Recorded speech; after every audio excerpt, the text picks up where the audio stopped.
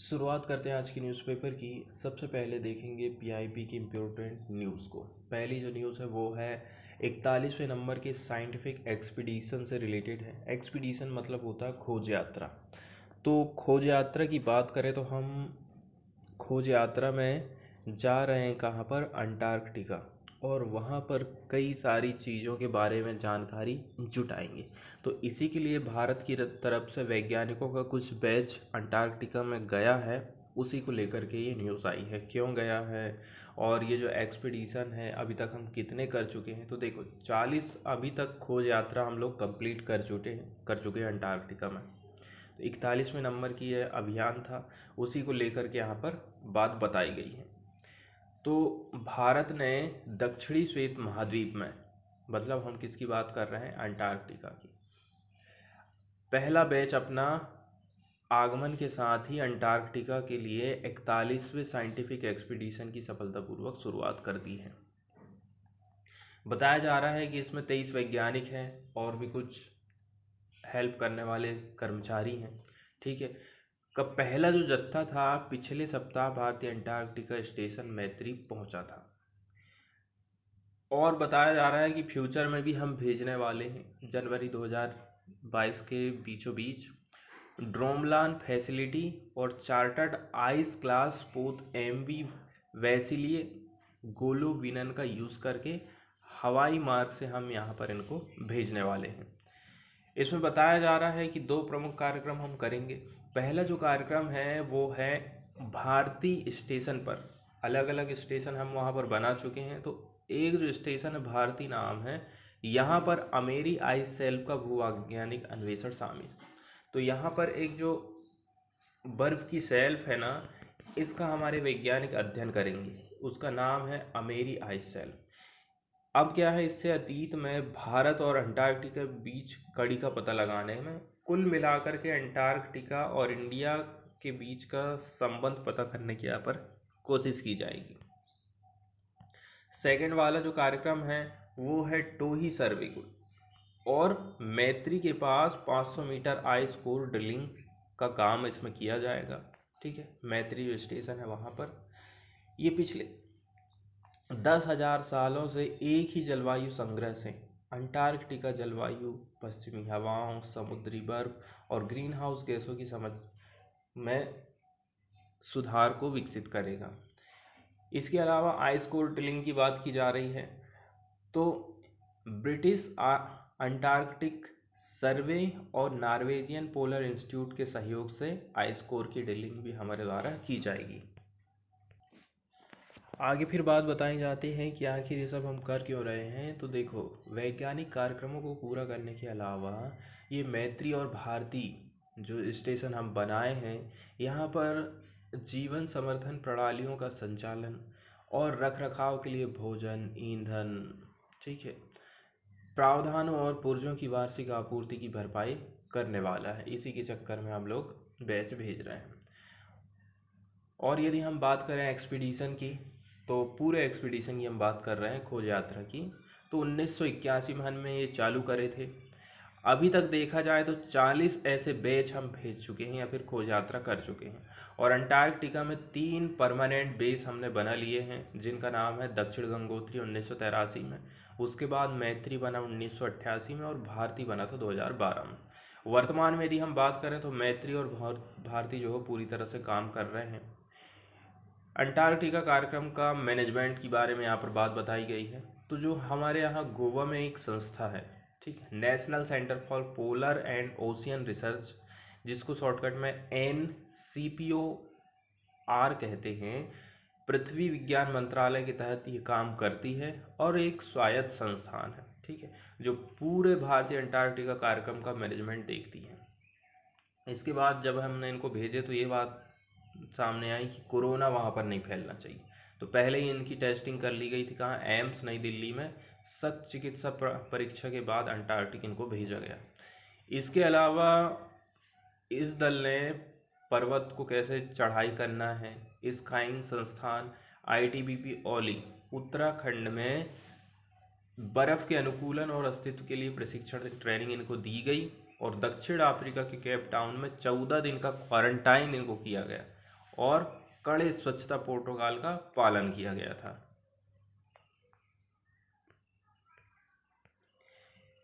इसके बाद second news हमें देखना है पीआईबी की, वो है सिटमैक्स। सिटमैक्स एक समुद्री एक्सरसाइज है, नौसेना के द्वारा की जाती है। 3 देशों के द्वारा इसको किया जाता है, सिंगापुर, इंडिया और थाईलैंड। ठीक है, तो इसमें बताया जा रहा है भारतीय नौसेना का एक जहाज है आईएनएस करमुक। करमुक मतलब जो कि एक जंगी जहाज है, जंग में जो भाग लेता है ना, स्वदेश निर्मित मिसाइल कार्वेट है। अंडमान सागर में 15 से लेकर के 16 नवंबर तक ये एक्सरसाइज भारत, सिंगापुर और थाईलैंड तीनों देश मिलकर के इसको करने वाले हैं, भाग ले रहा है इसमें। और ये तीसरा संस्करण है किसका, सिटमैक्स 2021 का ये तीसरा संस्करण है। अब इसमें बताया जा रहा है कि RSS टीना CS ये किसकी तरफ से, ये सिंगापुर का जहाज है। ठीक है, जो कि एक फॉर्मिडेबल क्लास का फ्रिगेट है, ये भी फ्रिगेट लड़ाकू जहाज ही होता है। दूसरी बात, थायनचोन किसकी तरफ से ले रहा है, थाईलैंड की तरफ से एक जहाज है, जो कि एक खामरोसिन class anti submarine patrol craft है। पेट्रोलिंग मतलब ये जहाज जो है पेट्रोलिंग के काम में ही, इधर उधर देख रेख करना, गश्त लगाना, उसके लिए यूज़ किया जाता है।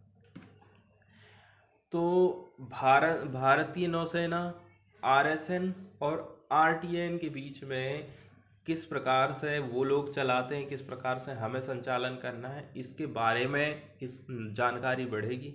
इसके अलावा सर्वोत्तम जो प्रथाएं हैं उनको एक दूसरे देश आत्मसात करेंगे। अब बताया जाता है कि इसकी शुरुआत कब से हुई थी, तो सिटमैक्स 2019 से चालू किया गया था और हर साल इसका आयोजन किया जाता। पहली बार जब हुआ था तो इसकी मेजबानी सितंबर 2019 में पोर्ट ब्लेयर में भारतीय नौसेना ने करी थी।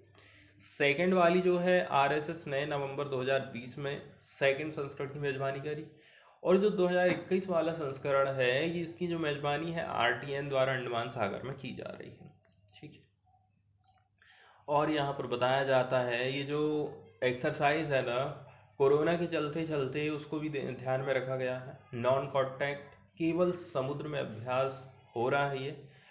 3 मित्र सेनाओं के बीच में समुद्री क्षेत्र का तालमेल बढ़ाना है इसके उद्देश्य। इसके अलावा समन्वय और सहयोग पर प्रकाश डालना है। 2 दिनों के समुद्री अभ्यास के दौरान जो तीनों नौसेना हैं अनेक प्रकार के युद्धाभ्यास और सरफेस वारफेयर समेत विभिन्न सामरिक अभ्यासों में शामिल होंगी।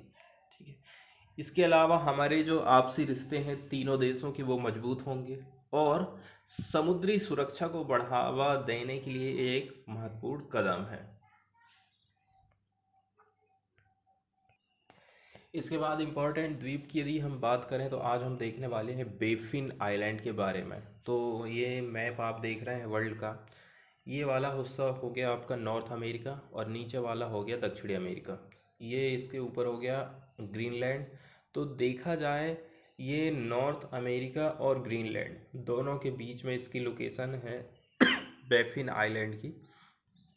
कौन कौन सी इम्पोर्टेंट अदर जो लोकेशन है, जैसे कि यहाँ से आप देखोगे तो बेफिन बे किधर पे पड़ेगी इसके, यदि आप नॉर्थ में जाओगे तो पड़ेगा बेफिन बे। यदि आप इसके जाओगे साउथ वाले हिस्से की तरफ और किधर पश्चिम की तरफ तो ये पड़ता है नॉर्थ वेस्टर्न पैसेजेस। और भी यदि आप चले जाओगे इसके साउथ की तरफ में और पश्चिम की तरफ में तो हडसन बे पड़ता है। और नीचे साउथ की तरफ जाओगे पूरब की तरफ ग्रीनलैंड की तरफ पढ़ोगे तो लेब्राडोर सी पड़ता है। तो 3 इम्पोर्टेंट लोकेशन हम देख चुके हैं, हडसन बे, लेब्राडोर सी, बेफिन बे और नॉर्थ वेस्टर्न पैसेज कहाँ पर पड़ता है। कुछ फैक्ट हैं इसके बारे में, उनको हम देख लेते हैं। बेफिन आइलैंड की आप बात करोगे तो ये वर्ल्ड का 5वें नंबर का सबसे बड़ा आइलैंड है और कनाडा का सबसे बड़ा आइलैंड ये माना जाता है। इसका जो वास्ट एरिया है ना वो कवर्ड है स्नो के द्वारा and ice through out the year, पूरा साल भर ही ये पूरा ढका रहता ज़्यादातर हिस्सा इसका। और यदि आप नॉर्दर्न कोस्ट लाइन देखोगे बेफिन आइलैंड की, वो कैसी है, हाईली है इंडेंटेड है, हाईली इंडेंटेड है। इंडेंटेड मतलब क्या होता है, दांतेदार टाइप की है। इसके अलावा the land slopes in the southern and western part of the plateaus and lowland. अलग अलग टाइप की, कहीं हमें प्लेटू पठार है, कहीं लोलैंड देखने को मिलते हैं। इसके अलावा several fresh water lakes and rivers are found on the Baffin island. यहाँ पर एक प्रोविंस पड़ता है कनाडा का, नानुअट करके, ठीक है। तो वो जो प्रोविंस है या एरिया है वही जो है इस द्वीप में पड़ता है। और यदि हम इस द्वीप की सबसे बड़ी झील की बात करें तो वो है नेटलिंग लेक है। कहाँ पर इस लोकेशन है इसकी? इसकी लोकेशन पड़ती है इसके साउथ वाले हिस्से में। ये रेड टैग आप देख रहे हैं ना, यही है वो झील। और देख रहे हैं पानी अपने को कहाँ पर खाली करती है, ये वाले एरिया में ये खाली करती है, नॉर्थ वेस्टर्न पैसेज में ये अपने उसको खाली करती है। ये झील है यहाँ की सबसे बड़ी झील। चलते हैं एडिटोरियल की तरफ और देख लेते हैं आज की इम्पोर्टेंट एडिटोरियल। तो कल हमने एक न्यूज़ देखे थे ना कि सीबीआई, ईडी, इनके कार्यकाल को सरकार बढ़ाने के चक्कर में है, ठीक है। 3 साल और बढ़ाना चाहती है, 1-1 साल करके। तो कुल मिला के बात यही आ जाती है कि जो सरकार के हिसाब से काम कर रहा है, बढ़िया काम कर रहा है, तो सरकार क्या चाहेगी? वही चाहेगी ना कि अभी थोड़ा और काम कर लें, रिटायर ना हो। तो इस प्रकार से देखा जाए ना तो गवर्नमेंट के ऊपर इसमें संदेह होता है, गवर्नमेंट इसका मिसयूज़ कर सकती है। इसी को लेकर के आर्टिकल छपा है। बताया जा रहा है कि एक्सेप्शन टू द रूल, मतलब जो रूल है उसके अपवाद को यहाँ पर बताया जा रहा है। allowing yearly extension to heads of CBI ED will compromise their autonomy। तो उनकी जो स्वतंत्रता है कि वो स्वतंत्र होकर फ्री होकर जांच कर सकें, वो उसको कहीं ना कहीं प्रभावित करेगी, ऐसा इस आर्टिकल में कहा गया है। अभी जो नए हैं, the new law authorising an extension of the service of head of central bureau of investigation CBI और ED until they complete A total tenure of 5 year. जब तक उनका 5 साल का कार्यकाल नहीं हो जाता तब तक वो सेवा में बने रह सकते हैं। ये सीरियसली कंप्रोमाइज़ करने वाला है उनकी ऑटोनॉमी को, ठीक है, ये जो एजेंसी है उनकी। इसके अलावा ये उसके भी खिलाफ है। किसके खिलाफ? सुप्रीम कोर्ट जजमेंट जो कि आया था in Vineet Narayan versus Union of India 1997 में, ठीक है, जिसने लेट डाउन कर दिया था ये dictum that the director of CBI और ED should have a minimum tenure of 2 years. इसमें बताया गया था कि 2 साल का इनका कार्यकाल होगा। तो इसका भी ये क्या काम कर रहा है? उल्लंघन करने का काम कर रहा है। This was to prevent their sudden transfer out of office if their function goes against the interest of the regime of the day. तो कुल मिलाकर के यही बात यहाँ कही जा रही थी कि यदि ऐसा सुप्रीम कोर्ट ने आदेश दिया था तो वो इसलिए दिया था कि जैसे कि इनका कार्यकाल ये 2 साल का है। अब पता चला कि लंबा यदि इनका पीरियड है ना तो इनका ट्रांसफ़र करने का, इधर उधर करने का ज़्यादा वो रहता है, डर रहता है। इसलिए ये लोग क्या है ना, स्वतंत्र होकर फिर काम नहीं कर सकते। इसलिए इनका छोटा सा पीरियड रखो, ट्रांसफ़र की कोई झंझट ही ना रहे, ठीक है। एक बात और यहाँ पर बात बताई जा रही है कि यदि किसी का कार्यकाल मान के चलो 2021 में ख़त्म होने वाला है, ठीक है, एक तो उन्हें अपने खुद से ही काम करना था, एक बात अलग हो जाती। लेकिन यदि सरकार गाइड कर रही कि जाओ आप जो है पश्चिम बंगाल में छापा मारो, तो यदि वो काम ऐसा हो रहा है, गाइड के माध्यम से हो रहा है, तो कुल मिला के, और सरकार दूसरी बात उनके कार्यकाल को बढ़ा दे रही है, तो लोग यही समझेंगे ना, गवर्नमेंट ने तो उनको रिवार्ड दी है, इनाम दी है उनके कार्यकाल को बढ़ा करके। तो ऐसी बात यहाँ पर बताई जाती है। इसके अलावा टेन्योर के एक्सटेंशन से रिलेटेड एक और न्यूज़ आई है। इसमें बताया जा रहा है कि केंद्र सरकार ने अमेंड कर दी है rules to clear tenure extension. अब पोस्ट बताई गई है कौन कौन सी? चीफ ऑफ CBI और ED को ऐसी लिस्ट की कैटेगरी में डाल दिया गया है कि ये इस प्रकार से सर्वेंट हैं जिनका टर्म फ्लेक्सिबल है, मतलब जिनका कार्यकाल अब फिक्स नहीं है, कम ज़्यादा हो सकता है।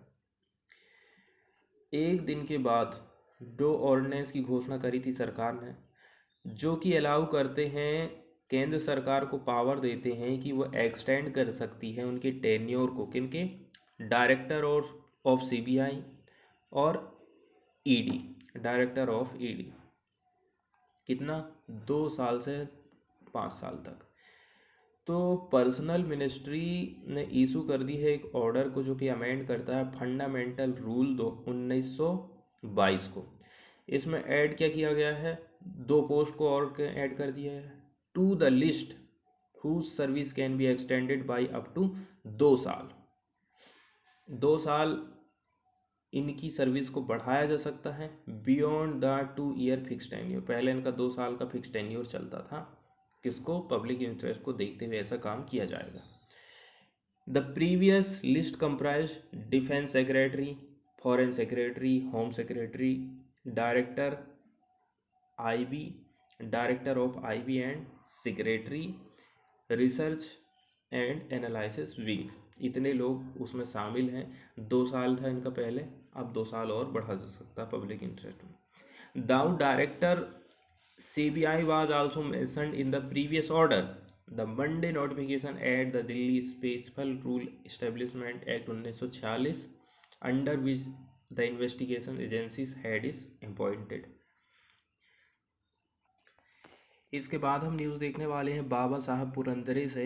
हिस्टोरियन थे ये बाबा साहब पुरंदरे, इनकी डेथ हो गई है। इनको पद्म विभूषण अवार्ड मिल चुका है। Awardee Balwant Moreshwar Purandare, popularly known, ये जाने जाते हैं बाबा साहेब पुरंदरे के नाम से। इनकी डेथ हो गई है, 99 साल इनकी उम्र बताई जा रही थी। मिस्टर जो पुरंदरे हैं एन अथॉरिटी ऑन 17वीं सेंचुरी के मराठा वॉरियर किंग छत्रपति शिवाजी के, ठीक है। जब छत्रपति शिवाजी का राज चलता था उस समय में ये अथॉरिटी हुआ करते थे। Was diagnosed with pneumonia a week ago, pneumonia बीमारी से इनकी डेथ हुई है। इसके अलावा तो खास इनकी लाइफ के बारे में यहाँ पर बात नहीं बताई जाती है। लास्ट में उद्धव ठाकरे ने कुछ बातें कही थी, जैसे कि इन्होंने कहा कि जो पुरंदरेस इटर्नल एडोरेशन है ऑफ छत्रपति शिवाजी के साथ में, और his dedication to studying the life of Maratha warrior king had been his greatest source of energy. इतिहास के बारे में इन्होंने अध्ययन किया था छत्रपति शिवाजी से रिलेटेड। इसके बाद फॉरेन वाले पेज से यदि हम देखें तो चाइना और यूएस के रिलेशन को ये न्यूज़ बताती है कि अभी जो हाल में मीटिंग होगी उसमें कौन कौन से मुद्दे उठाए जा सकते हैं। बताया जा रहा है ताइवान का जो इशू है ना, may be discussed, no concrete deliverable expected from meeting. Taiwan की इशू के बारे में यहाँ पर बात की जाती है। तो अमेरिका के president Joe Biden will discuss guard rails to the US China dynamic with his Chinese counter Xi Jinping during the duo's virtual meeting on Tuesday morning. इस सीनियर यूएस एडमिनिस्ट्रेशन ऑफिशियल का कहना है कि कुल मिलाकर के संबंधों को जो है सही करने की बात यहाँ पर की जाएगी। फिर भी जो है no specific deliverable are expected from the virtual meeting. कोई ऐसा यदि कहा जाएगा ना पार्टिकुलर कुछ खास बात निकल के आ रही है, तो ऐसा कुछ यहाँ पर बताया नहीं गया है। इसके अलावा बाइडन की और क्या प्लानिंग है, ये डिस्कस करने वाले हैं divergence between the two countries, China के सैंक्शन टुवर्ड ताइवान। इसके अलावा most notably but also human right and China's coercive tactics, ठीक है। कोअर्सिव मतलब होता है बलपूर्वक जो टैक्टिक्स अपनाता है चाइना, उनके बारे में। In addition to areas of alignment, ऐसा इसमें बात कही जाती। It is important to keep channels of communication open, communication जो है दोनों देश के बीच होते रहना चाहिए। That is why President Biden initiated this meeting. We want to make clear our intention and our priority to avoid misunderstanding. Misunderstanding को सबसे पहले ख़त्म करना है, ऐसा बात यहाँ पर बताई जाती है। इसके अलावा बताया जा रहा है कि the president will also make clear that we want to build common sense guard rail to avoid miscalculation या फिर मिसअंडरस्टैंडिंग। अब जैसे ताइवान वाली यदि आप बात करोगे तो किस टाइप से, जैसे कि यूएस ने अलार्म किया, अलार्म बजाया, अलार्म मतलब कुल मिलाकर के कि चाइना यदि ताइवान की तरफ घुसपैठ करता है तो हम ताइवान का सपोर्ट करेंगे, इस टाइप से अलार्म दिया, एक हिंट दे दी थी। क्यों? क्योंकि जो चाइना है वो ताइवान का जो एयर डिफेंस आइडेंटिफिकेशन जोन है वहाँ पर उसने इंट्रूजन कर दिया था। इंट्रूजन का मतलब होता है घुसपैठ करना। इसी का अमेरिका ने भी थोड़ा सा विरोध जताया कि हम ताइवान का साथ देंगे। चाइना की तरफ से अदर हैंड में ये कहा गया कि चाइना ने इसका विरोध किया, यूएस ताइवान का सपोर्ट कर रहा है। Tension around the issue were evident in both side, summarise of a call on Friday between US और चाइनीज। इसके अलावा ऑस्ट्रेलिया की प्लानिंग है कि वो जो है न्यूक्लियर पावर्ड सबमरीन लेने वाला है ऑकस ग्रुप के माध्यम से, ठीक है। The Biden administration officially suggested they would see how Beijing rise the issue on Monday. इसके अलावा भी इसको लेकर के चाइना का क्या सोचना है, इसके ऊपर भी थोड़ा सा विचार विमर्श होने वाला है। इसके बाद फॉरेन वाले ही पेज से एक न्यूज़ आई है, वो है इंटरनेशनल एटॉमिक एनर्जी एजेंसी से रिलेटेड। तो ईरान ने इनवाइट किया है इसके प्रमुख को कि आप आइए और बातचीत करिए, क्योंकि हम जो 2015 में जो एक एग्रीमेंट हुआ था ना परमाणु ऊर्जा से रिलेटेड, उस पर फिर से, उस डील पे फिर से वापस आना चाहते हैं। तो इसके बारे में कुछ जानकारी बात बताई जा रही है, जैसे कि widely known as the world's atoms for peace and development के नाम से इसको जाना जाता है organisation. With in the United Nations family, the IAEA is the international centre for cooperation in the nuclear field. तो परमाणु के क्षेत्र में कोऑपरेशन को बढ़ावा देने के लिए इंटरनेशनल एक केंद्र बिंदु माना जाता है। इस्टेब्लिशमेंट की बात करें तो इसको 1957 में क्रिएट किया गया था, ठीक है, ताकि जो डीप फियर्स है और एक्सपेक्टेशन है generated by the discoveries and diverse use of nuclear technology, nuclear technology के चलते चलते जो खतरा उत्पन्न हो रहा है पूरे विश्व को, उसके डर को देखते हुए इसको क्रिएट किया गया था। इसका हेडक्वार्टर वियना ऑस्ट्रिया में है। ऑब्जेक्टिव क्या क्या है? The agency works with its member state and multiple partner worldwide to promote safe, secure and peaceful use of nuclear technology। तो न्यूक्लियर टेक्नोलॉजी का हमें पीसफुल यूज़ करना है अपने, जैसे कि कुछ कोई लोग एनर्जी के लिए करते हैं, एनर्जी के लिए सही है, लेकिन यदि उसको हम एक देश से दूसरे देश में हमला करने के हिसाब से करें तो उसको रोकना इसका काम है। 2005 में it was awarded the Nobel peace prize for their work for a safe and peaceful world.